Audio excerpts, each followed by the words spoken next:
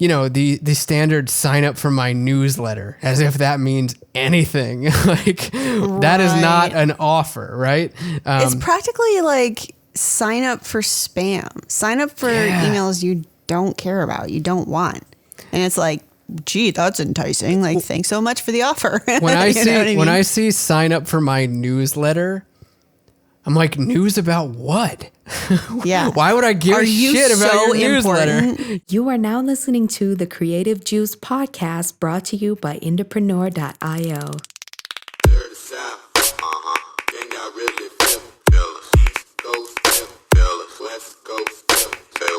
What's up, Indies? Welcome back to Creative Juice. I am your host, Corinne Campbell, and with me is Jack. How's it going, Jack? Hello. It's going great. How are you? Real good. Just getting stuff shipped. I've been running some ads lately that have me highly motivated in revenue, in email collection, in contest and engagement. I've just been having a really good time.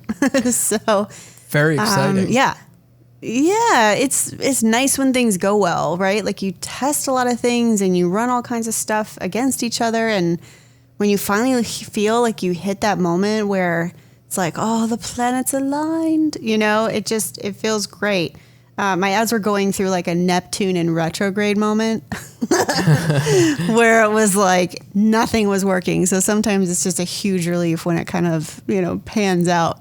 It's fun to get updates on your album cycle and your release journey as things are changing and evolving and you're pivoting. It's been enjoyable to kind of look into it and see it, Thanks. Yeah, I'm actually really excited because I've kind of figured out some tests to run, because obviously I've got ads running to the rock crowd because that's my normal crowd, which I have a lot of data on, and then running stuff to a remix crowd for the remix album and an orchestral crowd for the orchestral album. And, experimenting with that stuff can be tricky. Yeah, for sure. So I'm, everything on the rock realm is going well. So now I have to experiment with these other two. But even before we started recording, Jack and I were joking about how I want to be like a multi-genre mogul. So, how like the Mark Cuban of genre independent music marketing, where I've got all of these things going on. So yeah, it's nice when one thing starts working. So that's like, okay, that works. So now I can move on to the other thing and just kind of let this ad run in the background, use some automated rules, check in on it occasionally, but otherwise I trust it's doing well, That's awesome. So yeah, so I'm excited because we're going to be, over the next few episodes, we've been talking about permission lately. We've mentioned it some, especially, in the artist plight of advertising, figuring out how to bring in components of your musicianship and your music and your personality and your lifestyle and all of the other parts of you that can appeal to your fans that don't necessarily have to do with your music, even though the music is the lead communicator, right? And this becomes really important when we start dealing with our buddy stage of the permission, which is also known as getting leads, getting opt-ins, basically getting direct contact information for these people so that you can continue the conversation. And I think this is something, the reason why we created the Indie Founder Permission series is because it's one of the big struggles in, a lot of indies music marketing kind of journey. So obviously, Jack is very involved in permission campaigns at the IndieX level. Plus, it's just a passion point for him in general. So I'm going to put him kind of in the hot seat because his upcoming training on permission is going to be chock full of all of this stuff that will help indies kind of develop these things. And we always try to take things from the training and give you a snippet on the Creative Juice so that if you're not in a place to purchase the training right now, you can still kind of get some fit fun on and with these resources kind of figure out how to get these things set up. So, Jack, are you ready for the hot seat? Let's do this. I'm excited to talk about permission and opt-ins and leads and subscribers and why it all matters and what you can do about it. Yeah, because I'm a, mailing list Nazi, for lack of a better word. I always talk about the cleanliness of your mailing list, the continual communication with your email list, like how to be using this correctly and in a way that is, feels to that person like a benefit. So obviously when we are going to get new people on the mailing list, it's important that they know what's going to be, expected in this whole process. So Jack is I would say his love is even tougher on the permission, opt-in email use list, right? Like he's even more deep in it, and he'll start getting into like angry dad Jack. That's a good way to put it. Yeah, because he's really passionate about this. So I'm stoked for it. So the first thing I'd like to touch on is a subject called lead magnets. And lead magnets are essentially a fancy way of saying the bribe, right? What is the thing that you're offering for people to get on your mailing list? So can you expand upon that, Jack? What do you think about when you think lead magnet? Sure, yeah, that's a great place to start when it comes to talking about building up a list. So, I mean, like you said, simply put, a lead magnet is the bribe or the offer that you're making in order to ask somebody to subscribe to your list. You're giving them some kind of value in exchange for their contact information. And you see bribes all over the place. If you spend any time on the internet, you've probably been on the receiving end of a lead magnet, right? You see them in e-commerce stores. Your favorite brands probably have a lead magnet embedded right on their website as a pop-up. When you hit the store, the first thing that you might see is, want 25% off your first order? Drop your email address and we'll send you a coupon code. That's a lead magnet. That's a really basic, everyone probably sees it kind of example. What a lead magnet works to do is, on the business's end of things, is obviously build up their list so that they can market to you in a way that is direct, and they don't have to pay again and again and again to advertise to you. They don't have to rely on you visiting their website just by organic traffic. They can reach out to you in a one-to-one channel like email.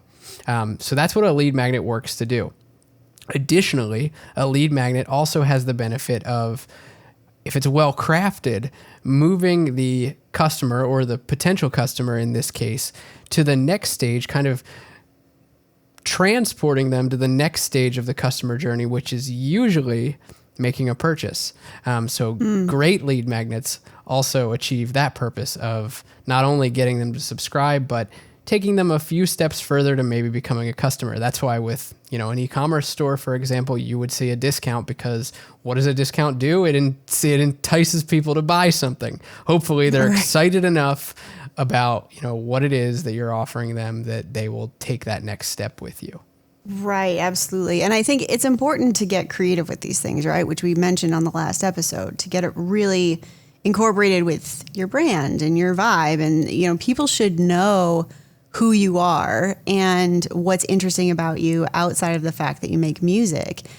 Because the more that an individual can kind of place themselves with you and see a kindred spirit, or someone, if they have interest in common with you and you make music, you are now this rock star variant of them, Totally. Right? Yeah. So they look up to you and value what you do, but they're also like, I'm also like this person, right? And that can be really advantageous when you're developing products and also just convincing people to get on your mailing list in the first place. So, Jack, when you're talking about, developing these lead magnets, I mean, obviously what I just stated is important, but what all goes into it, and why does it matter what that first impression or even second, third impression of an opt-in offer is? Why is that so important? Well, I mean, I think that's a great question, and probably something that, comes to people's minds a lot, because they are likely exposed to a variety of lead magnets, like I said, from other businesses, but not necessarily from artists. Or even if they are exposed to opt-in offers, sign-up offers from businesses, they might not necessarily know why one is good and why it isn't, and why that makes a difference. But in reality, a lead magnet is oftentimes the first ask that a business or an artist or a band is making of their people, of their audience. It's oftentimes the first kind of ask offer of any kind, of free offer, to take an action with you. So if you've got people in your audience that are aware of who you are, but that's kind of just where they're hanging out, you want the first thing that you're asking them to do, the first time that you're asking them to take a further action with you in terms of subscribing, you want that to be something that's cool and meaningful. And like I said, drives towards some additional kind of purpose. It can't just be a static sort of sign up like you see on websites often. I like to pick on nonprofits. I'm going to pick on nonprofits for a second here because I've seen a lot of bad sign up offers from nonprofits and all types of businesses, really, artists as well. I pick on artists for days, that. But I won't be too mean today. I won't be too much tough love. But the standard sign up for my newsletter, as if that means anything. That is not an offer, right? It's practically like sign up for spam, sign up for emails you don't care about, you don't want. And it's like, gee, that's enticing. Like, thanks so much for the offer. When I see sign up for my newsletter, I'm like, news about what? Yeah. Why would I give a shit about your newsletter? Yeah. Right. Like, how entitled and self-focused are you that you're just like, news about me? It's like, well, gee, thanks. Like, sign me up. Yeah. Yeah. And I mean, like I said, like that's a broad problem that I see. It doesn't just apply to artists. So I'm not here to just pick on musicians and be like, kill the newsletter offer. Cause like, it's not just you. If you're an artist that's listening to this and you're like, oh my God, I see every band doing that. Yeah, you probably do. But also, like, I promise you, businesses, local businesses, online businesses, they all do that. A lot of them have that kind of offer out there. It's a telltale sign of a bad offer to me. So anyway, enough about the bad. The reason that it's important to have a good offer and why it matters to make this something that's congruent with who you are and the journey that you're trying to take your audience on is because you want them to take a next step. You want it to be a transition once they get onto your list, onto deeper and deeper stages of the customer journey in terms of businesses, and the buddy system, the listener journey in terms of musicians.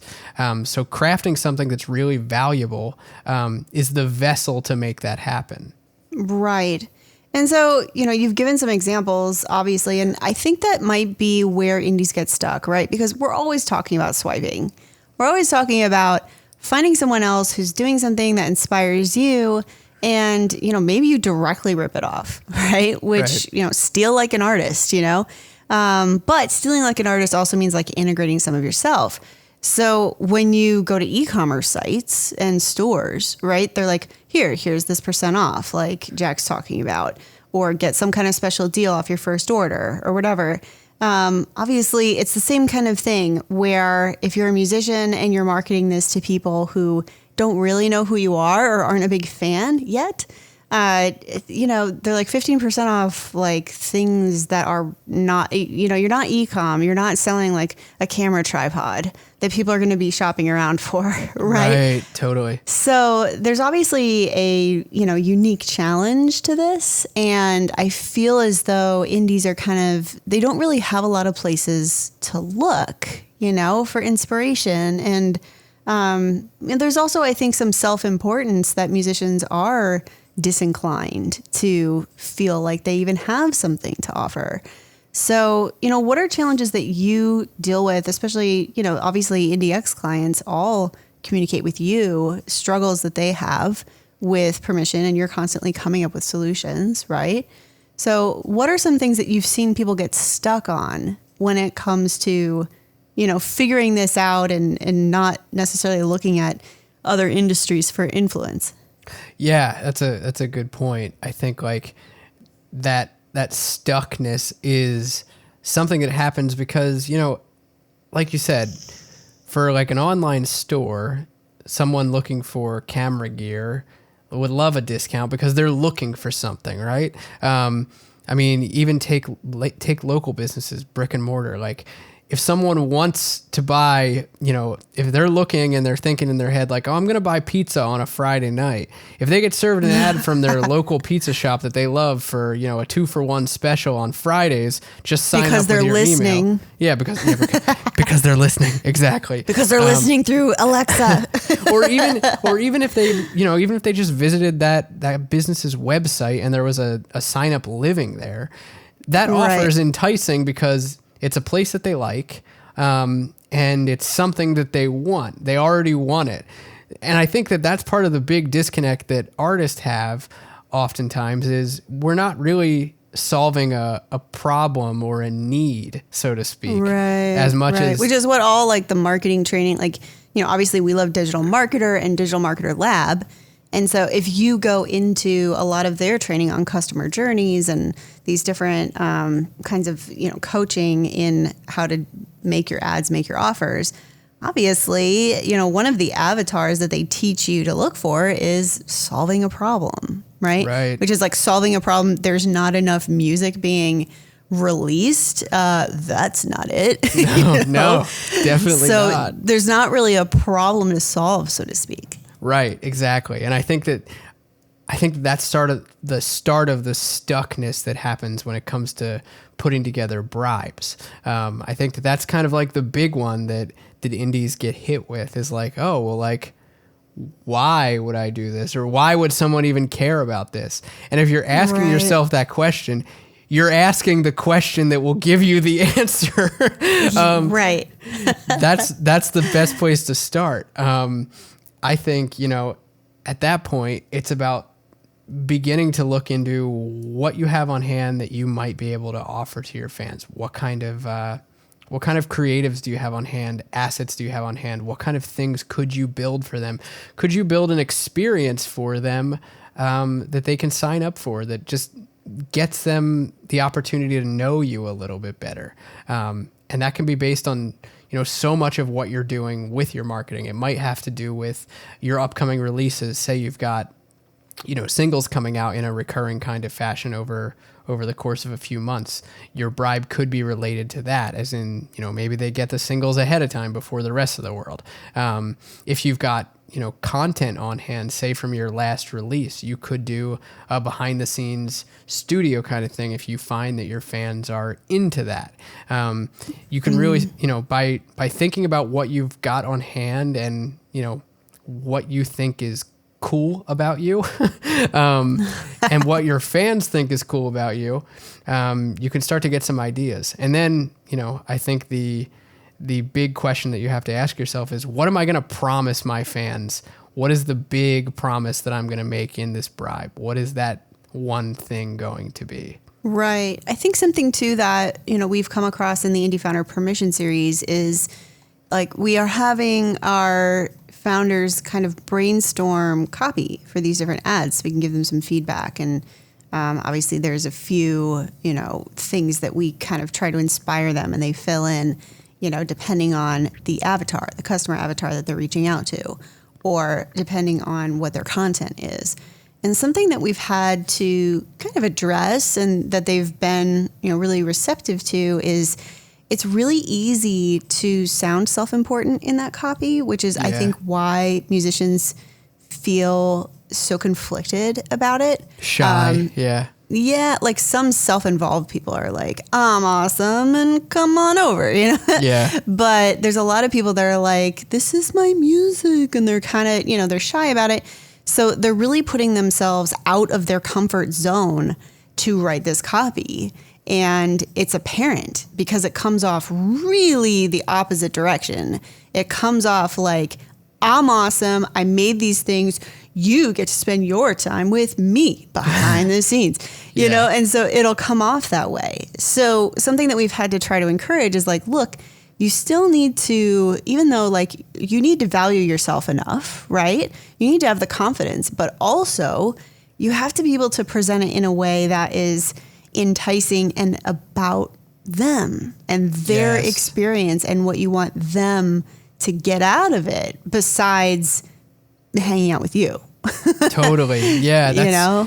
That's so critical because like when it comes to permission, like most of the time, if you're having a problem, you're having an offer problem, right? Right. And it's not necessarily what the offer is. It might not be that you didn't put together an offer that's awesome, but the way you're explaining it and presenting it, that might be the problem. That's still an offer problem. Yeah, you're overcompensating for your shyness by coming off like a little self-involved.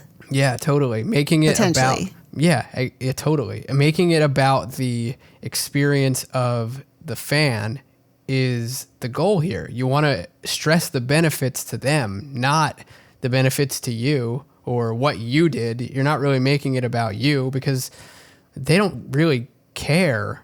I don't think that they care how much time you spend. Some of them will building your some of them might, if you've got some web design fans in your audience, maybe they'll care about how much time you spent building a landing page. But what's in it for them is the question that I'm suggesting that people ask, is like, rather than saying like, oh, look at all this time that I spent on an awesome offer, you should care about it because you get to hang out with me. What's really in it for them? Yeah. Are they getting something early? Is it something that's exclusive? Right. Are you stating in the copy, like, you have done X, Y, Z, and so I, created this thing for you, even just saying like, I created this for you, and like not calling them my fans or saying it in this general way, or, you know what I'm saying? Like saying something that is actually talking about how they're special and it caused you to take this action for them, Yeah. It's it's really a nuanced thing, but I think I just see musicians kind of, because they are shy, pushing themselves to that absolute opposite when they're writing copy. And that's why they feel so awkward in the process of just getting the copy ready for that ad. I was writing some copy the other day, and the bribe was around asking fans for some user-generated content, some stories to help fuel inspiration, right? And they could sign up, and then they could submit their stories, and the artist is just looking for some inspo. And the way that I framed the copy was, I'm creatively blocked, and I know if anyone could help me, it would be you. Yeah. So it's putting this confidence on the fan to be like, oh, like my favorite artist likes me this much that they think that I could help them with their creative block because they think that I'm cool, like, and that I've got a story to tell. That's the kind of stuff that you want to work towards. Yeah, and I think, some folks at home are probably like, nobody thinks that I'm talking to them individually or whatever. Like, we're not saying that. What we're really highlighting is just that there's a way that you can impact someone where it's like, is it about you or is it about me? Like when you are meeting someone for the first time, and some people don't even have this skill, but something, if you don't have this skill, you should consider is that when you meet someone new, you ask them about them. Yes. And, like, interpersonal skills. Yeah. And like, that's something I noticed at CD Baby a lot. Like there were some people that just came up and shouted at me what they do and the kind of music. And that's fine because actually, we're at an industry conference and we're talking and like, that's cool. But there were some people that were really great at actually engaging in a conversation. And what we ended up doing was like finding common ground or common passions or, talking about just something that was just more conversational.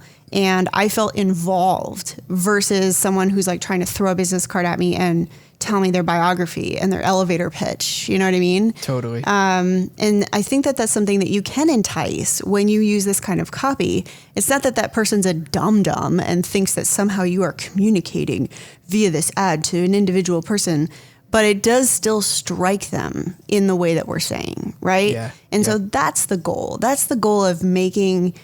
people love giving their opinion. I don't know if you've been online lately, but people unsolicited like giving their opinion. So, asking someone for their help or for, an opinion on something can actually be a really great bribe because they're just like, oh yeah, I know, I'm confident in what I think.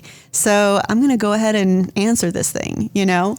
Totally. Yeah. Another bribe that I've seen that artists have used, an example I'm thinking of is like a Q&A kind of bribe where, if you're an artist that does, live streams where you do Q&As with your fans, maybe you've got like a dedicated segment of your live streams, or maybe it's just something that you do, one-off every once in a while.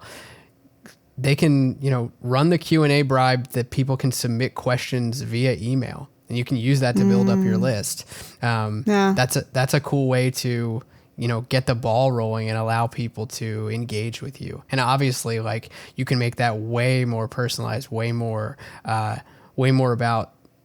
about the unique things that you're doing as an artist and what you're doing with your fans. You can bolster that with content, so it's not just simply sign up to submit a question. The follow-up that happens after that can be way more experiential, but that's just a starting framework that people can think about. Yeah, like think about if you're talking about doing a live session Q&A, right, with your fans, and talking about just I don't know, anything, just saying that you're going to do a live Q&A.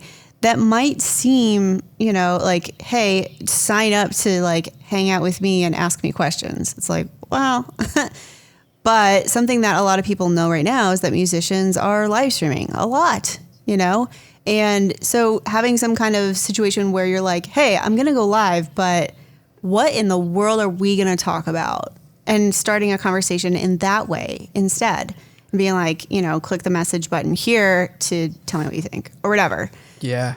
Yep. So yeah, I mean, that's something that I think you just have to kind of think creatively and think from the other side of the perspective of, how you can state this in a way where people are feeling like, cool, I'm getting involved in something that's about me.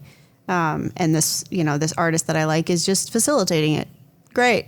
Right. Yeah. Yeah. So, I mean, have you seen any examples in like big music, right? There's got to be somewhere, that you've seen. Have you seen any in the music industry where you're like, oh, that was cool? Or maybe even in a different industry? Yeah, actually, one that immediately comes to mind, and I was mentioning this in the upcoming permission training as I was filming lessons. And I might have mentioned this on a recent podcast as well. I don't remember. I've probably said it so many times now.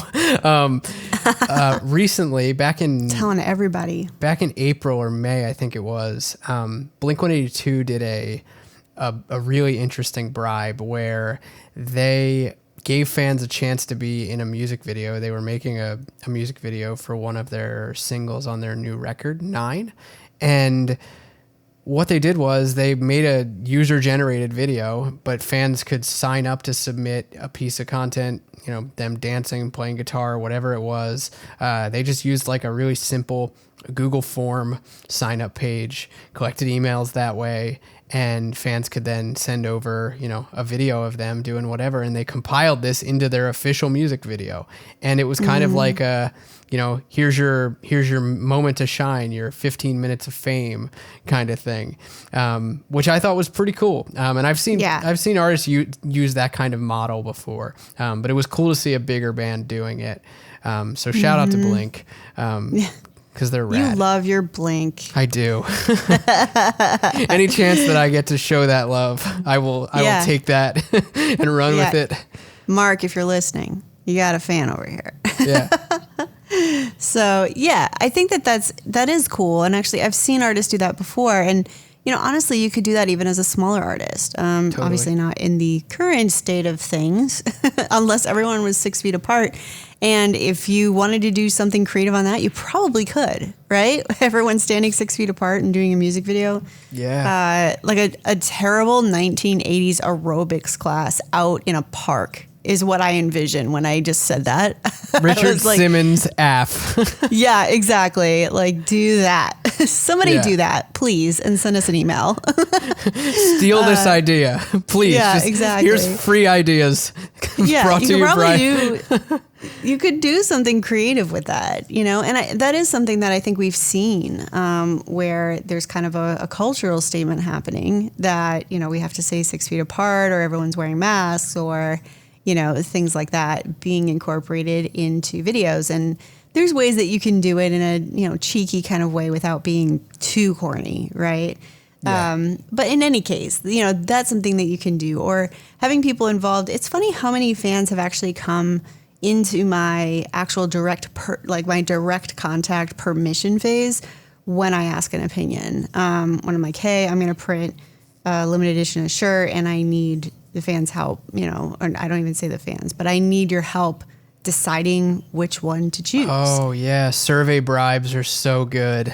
Yeah. And especially when it's product involved, because not only are you asking them for their opinion, but you are also, if it's a merch thing, you're actually asking them, like, what would you choose? And when you print the thing that they chose, like, first off, you've already had a conversation about it and they voted for it. So, Definitely. like, when you print it, like, chances are they might buy it. They'll consider buying it, if, you know, depending on your pricing and all that. But, you know, so that's another way that I think it's a cool bribe that, you know, doesn't seem like it's super significant. Like, you're not asking them to give you an email in order to get something. It's just like, hey, you know, I need to facilitate this through email. So send me your email. You know, right? But it's not as transactional, which, you know, I like bribes that are not actually bribes. They're not actually offering something for an email. It's just like, this is how we're going to communicate. And those tend to work pretty well too, from my experience.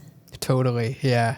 It's like there's a spectrum for sure. Like, you can find softer bribes and harder bribes that work well just based on the warmth of different people in your audience, you know? Yeah, definitely. And I think something else that has been working well for me lately, which I've mentioned kind of recently, is my CC Points loyalty program, which is basically just facilitated through Facebook Messenger. And they, you know, have an option to, you know, basically opt in to my mailing list. And, you know, I decided, I was like, well, that's not really very cool. So I repurposed the Gilded experience and actually put that in CC Bot, as I call it, so that they could go through the Gilded experience and also, like, be giving me their email. So I am repurposing that bribe where it isn't a bribe. What they're actually entering their email for is points. And after a certain number of points, I send them a prize, and that's how that works. And it's free. Nobody has to pay to play. There's no payment gateway on any of it.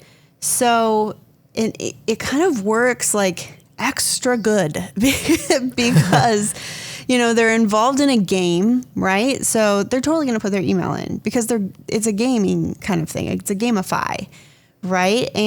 But then also they get sent the Gilded experience, which they're expecting, and it offers an opportunity for nurturing. Right. And there is a sales offer at the end of that experience as well. So I'm not even running ads to the Gilded experience right now. I'm not running opt-ins for that. I'm just including it in something that they're gaming along with or playing along with anyway. So that's, I think, another cool thing is that you can integrate it in a way where it doesn't have to, again, it's not a transaction. It's just something that's going to go along with the other thing that they're doing. Right. So that's a cool way to put it in there and, you know, make it just very normal and very part of, like, well, when people are friends, they exchange contact information, and it's more like that. Yeah, it's like a part of your ecosystem, and that's something that I think is important for people to think about. Is like not every opt-in offer, not every permission offer needs to live in ads. A marketing campaign doesn't just exist in front-facing ads. It can live on a pop-up on your website. It can live inside a ManyChat flow. It can be, you know, a little bottom piece at the very tail end of your store. There's so many places where these sorts of things can live that they don't necessarily always have to be active advertising, you know, getting in front of people style offers. They can live in different places for different kinds of bribes. That's funny that you say that, because there was actually in founder affirmation, we go through the organic efforts, right? Yeah. Which, obviously we love ads here at Entrepreneur, no doubt, but we also just love organic stuff. And this is the stuff you can do for free, right? So, and one thing that we go through is Messenger. And there was a student that was like, Corinne and Jesse, I went to look at your ads on Facebook Ads Library. And he was like, you're not running any opt-in ads and you're not running any Messenger ads. So why are you trying to get us to, learn Messenger? Do you not think it's effective anymore or whatever? Called out. Yeah, exactly. And I was like, first off, no, I wasn't. I was like, listen, like, we don't necessarily run ads all the time. Like, Ads Library is only going to show you what's running right now. But secondly, Messenger is a huge component of my ecosystem. It is gathering emails, SMS. It is gathering, like, there are purchases happening in ManyChat. When I send out SMS, I send it out through ManyChat. My site is laden with Messenger ref URL links, which basically I put them on my site and it sends them to Facebook Messenger. I make it very clear before they click that button, like, hey, this is going to open in Facebook Messenger. That's what's supposed to happen. I'm also like really, I tell them ahead of time, like, hey, you might not be into Facebook Messenger, but I have this game over here or whatever. So there's a lot of ways that you can integrate opt-ins and, Messenger links. And there's all of these things that can basically facilitate kind of getting this contact information from people who are on your site for a totally different reason that has nothing to do with ads, right? Definitely, yeah. So, I think that's something that is important that we mention, because I think a lot of people assume that paid traffic is the only way that you're going to get emails, or the only, aside from a pop-up on your site, or that you have to have some kind of direct bribe.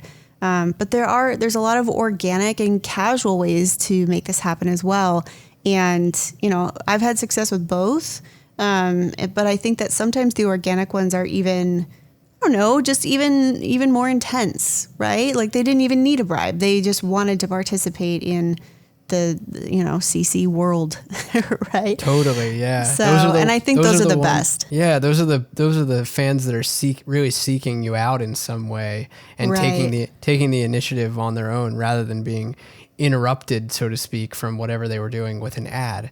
We touch on that a little bit in the upcoming permission training, where a lot of the focus is on ads, like you said, but an important thing to do when you're looking at crafting a bribe, or bribes plural, because ideally you should have multiple at some point, in your music career, looking at your traffic sources and saying, all right, well, do I have enough audience to even be running ads right now? And if I don't, then that doesn't mean you just drop it and give up. You look at other opportunities of where you can place opt-in offers, and then you put them in place.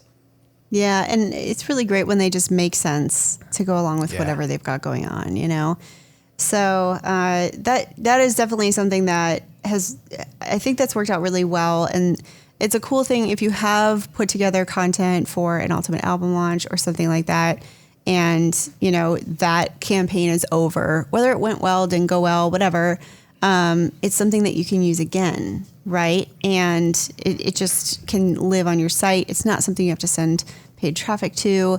So, that's another reason why, every single one of these like little bribes or these little programs that you set up to gather this information, you can just keep using them, like put them all over the place, allow people to discover it.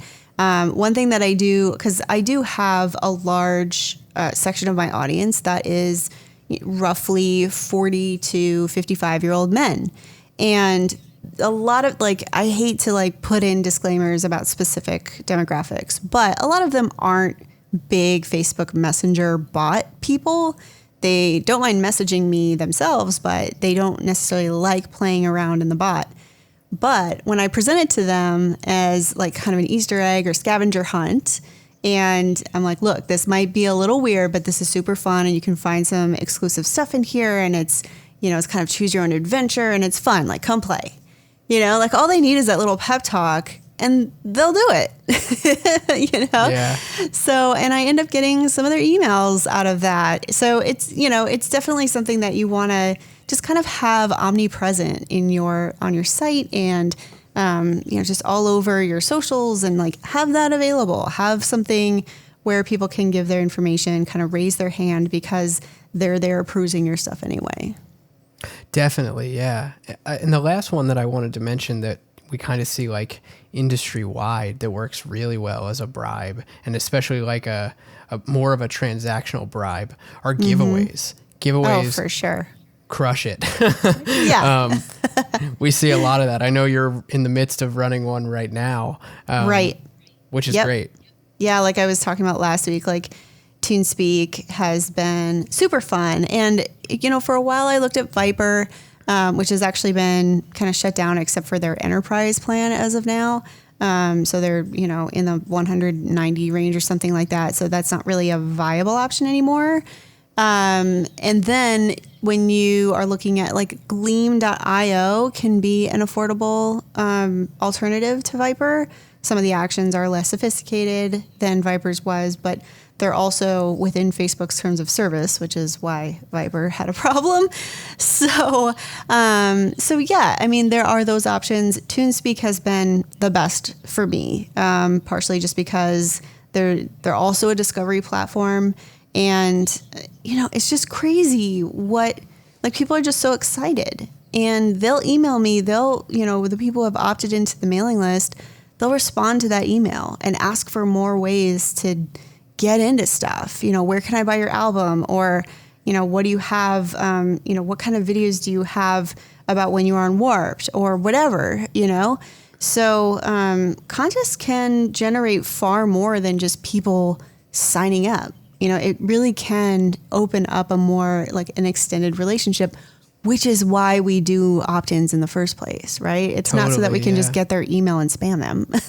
Right. It's meant to lead down a path. So yeah, giveaways can be really cool. And especially if you're giving away something that is unique and, again, really like genuinely, authentically part of your brand, or really syncs with the kinds of things that are, lifestyle pieces for your fans, like that I think is really important. So that there's some incentive, not, I'd give away a, hat or something. Yeah. Your prize is really the targeting. Right. That's to seek out and find the qualified fans, as opposed to people who are just like, oh, you're giving away $500. I want $500, and then I'll never talk to you again. Yeah, exactly. Yeah. So that's where it can be. In fact, my TuneSpeak campaign is for a $100 Amazon gift card with like custom Vans shoes that have, a surprise design that I'm not going to reveal yet. And a 10-piece merch pack, one for every sister track on the greatest hits. So that's so cool. Yeah, I mean, they definitely, like $100 for Amazon is not, I don't think, enough for people to really engage in a 7-8 month campaign, which is what this ended up being. I don't think that's really, like, I would think that's not enough incentive to keep engaging. But a lot of these giveaways, like, you can either do it short term or you can do it long tail. You can have actions that they do once, or in certain providers, you can give them, a certain number of points if they stream certain songs a certain number of times, and or watch a YouTube video a certain number of times. And that's, when I've mentioned before, when I fell in love with Highly Suspect, it was because I discovered them on TuneSpeak, and I went in to their stuff and I was just like listening to their songs over and over because I was getting points for it. And then that made me love, like, they had some of their older discography on there. And, I was listening to these songs because I was getting points, but I was also like really loving the content, and loving the music and loving what they were doing. So, giveaways and contests can be really great that way because people might come back, especially if you have actions that aren't a one-time completion.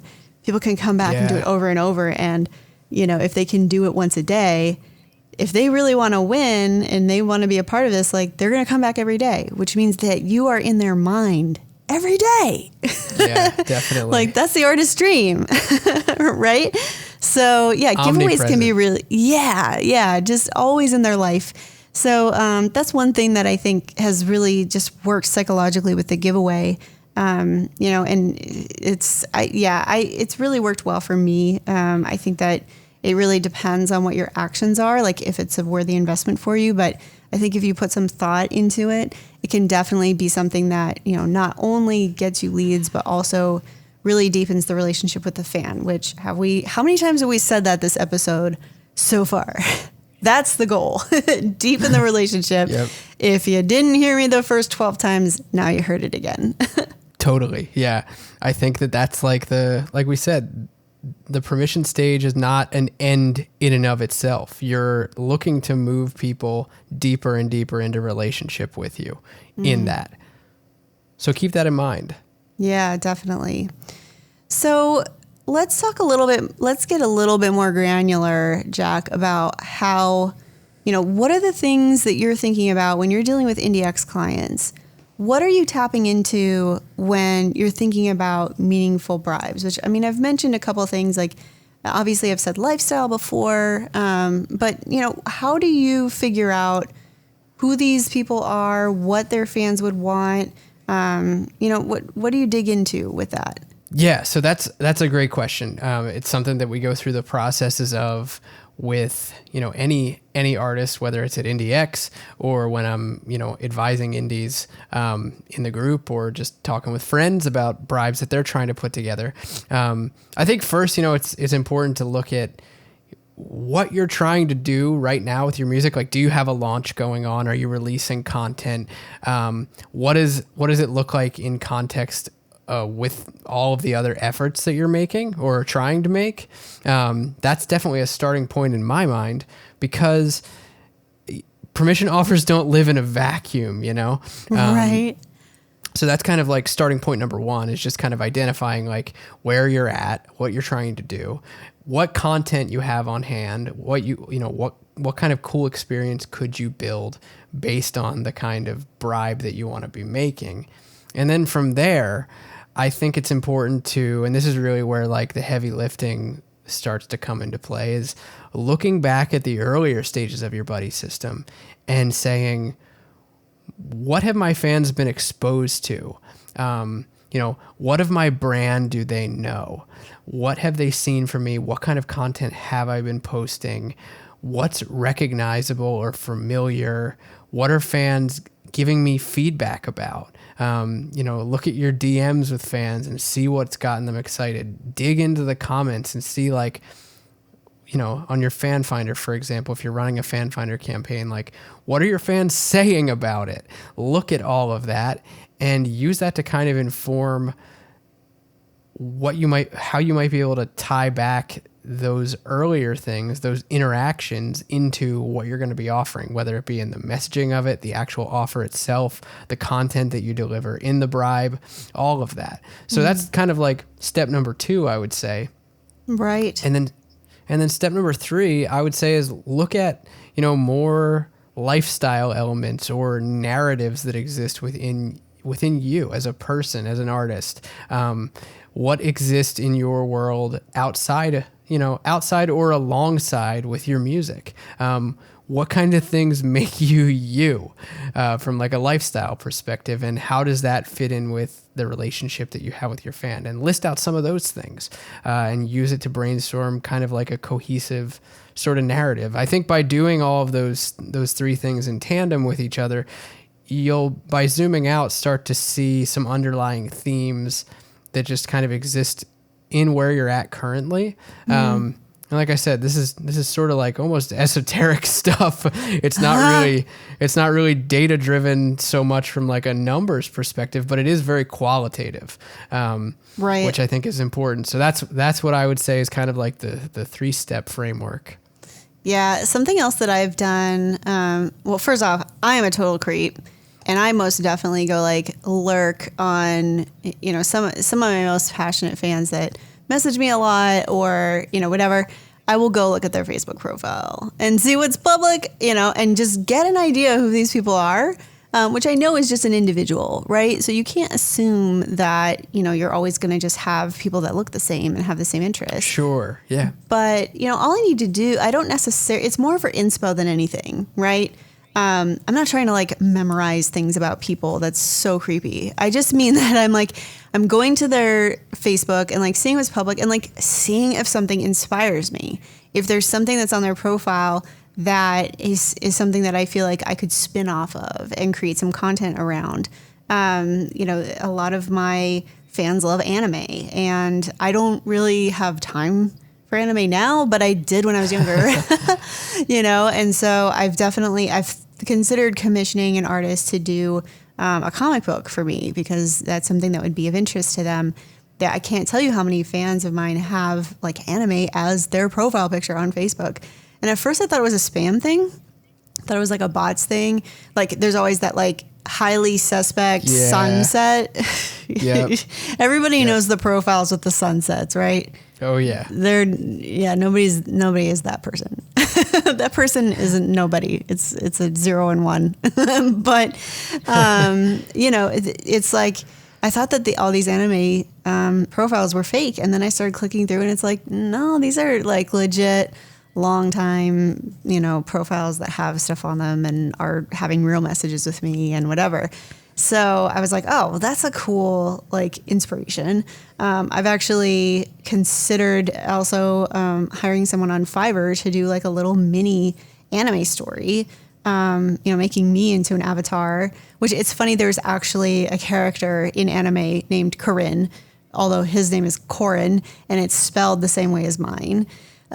Which I always wonder if that's a thing, that when people see posts from me, if that's what it, I don't know. But, so it's funny you say that, because right before we jumped on this podcast and I called you, I asked Siri to call you, and Siri calls you Corin. Yeah, Siri does. You know what? Every 9th grade teacher called me Corin. Okay. It drives me bonkers. My mom spelled my name funny. Okay. I'm sorry. It's too late to change it now. But yeah, so, that's something that I was able to dig in and kind of look at that a little bit. I've definitely, I've mentioned before, looking in Facebook Insights and checking out what kind of interests are there. Can you gather any inspiration from the things that Facebook is saying your fans enjoy? So, there's a lot of different things that you can look into to feel inspired by something that's natural and totally makes sense for your audience. So the more that you can do that, I think it feels more, again, authentic. Have I mentioned this? But it feels something that is interesting and is unique and cool, and not something that they're hearing from any other musician or any other artist or band that they follow, which I think, being creative and having something unique is important. Totally. So I think that's it for today. We are going to be digging into permission for the next few sessions.